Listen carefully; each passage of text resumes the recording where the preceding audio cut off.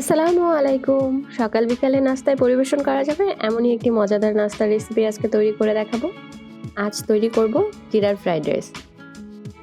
আমার রেসিপিগুলো ভালো লাগলে লাইক, কমেন্ট, শেয়ার করবেন ও চ্যানেলটিকে সাবস্ক্রাইব করবেন। যারা ফেসবুক থেকে দেখছেন আমার চ্যানেলটিকে ফলো দিয়ে আমার পাশেই থাকবেন। চলুন তাহলে শুরু করা যাক।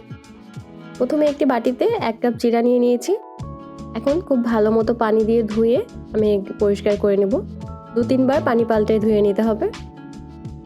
ধোয়া হয়ে গেলে হাত দিয়ে চেপে পানি চেপে আমি একটি সার্ভিং ডিশের মধ্যে ছড়িয়ে রাখছি।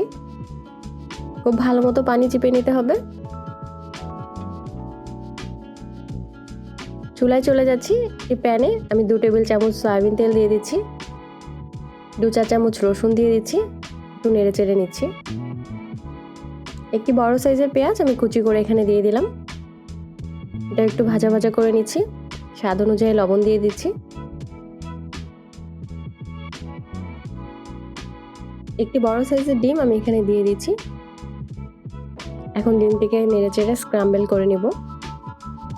আপনারা এই পর্যায়ে ভেজিটেবল অ্যাড করতে পারেন। আমি 1/2 চা চামচ মরিচের গুঁড়ো দিয়ে দিচ্ছি। আপনারা ঝাল বাড়িয়ে নিতে চাইলে একটু বাড়িয়ে দিতে পারেন। 1 টেবিল চামচ করে সয়া সস ও টমেটো সস দিয়ে দিলাম। আবারও খুব ভালো মতো নেড়েচেড়ে নিচ্ছি।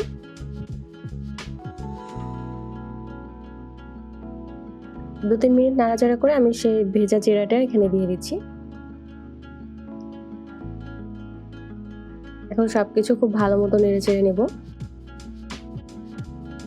আপনারা আপনাদের পছন্দ মতো এখানে মুরগির মাংসও অ্যাড করতে পারেন। আমি আজকে শুধু ডিম দিয়ে করে নিচ্ছি। স্বাদ কিছুটা বাড়ানোর জন্য আমি 1 চা চামচ চিনি অ্যাড করছি।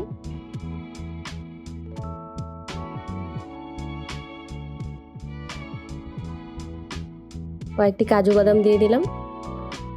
ব্যাস, রান্না প্রায় শেষ। আমি এখন নামিয়ে পরিবেশন করে নেব। আপনারা অবশ্যই ঘরে একবার তৈরি করে দেখবেন। আল্লাহ হাফেজ।